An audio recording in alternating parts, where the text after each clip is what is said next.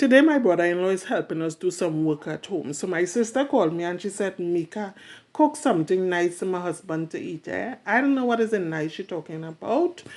But I decided, you know what, this is what I'm going to make. Because remember, I had to cook something nice for her husband, and I had to cook something what my husband would like as well.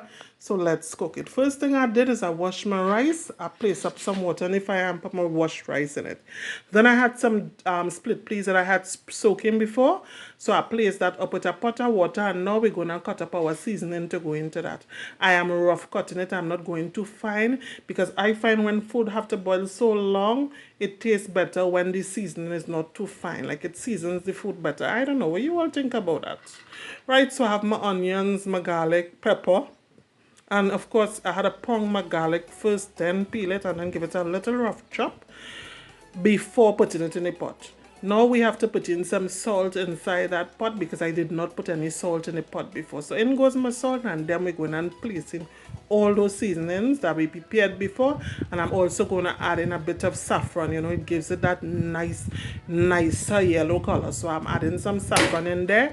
And now I'm going to deal with this smoked herring. This is something I don't fancy at all very much, but my husband like it, and he doesn't like the one that is pre-cleaned, and love does make it do all kind of things, so I just still buy this smoked herring for him because he likes it.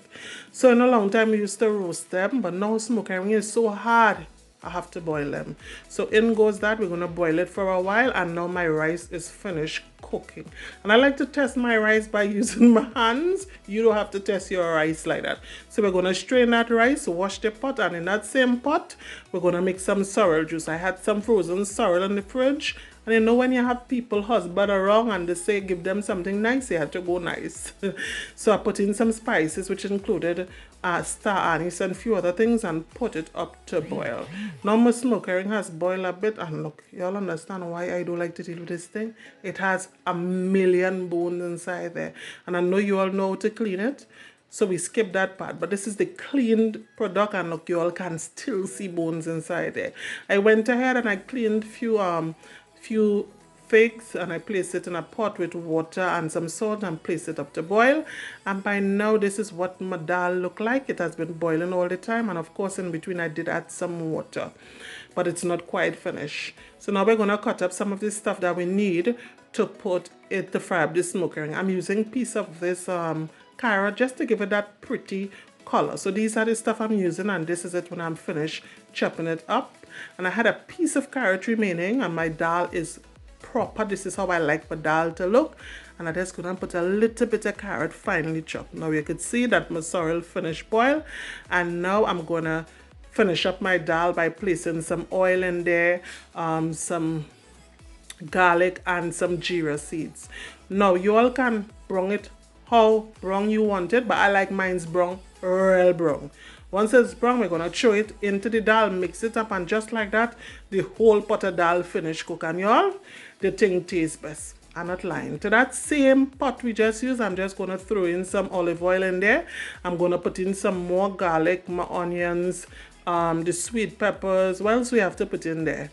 The flavoring peppers as well, and we're going to allow that to saute for a bit before adding in our carrots to give it that nice color. So in goes my carrot and the smoked herring that I've cleaned. We're going to mix it up a bit, and just like that, it's finished.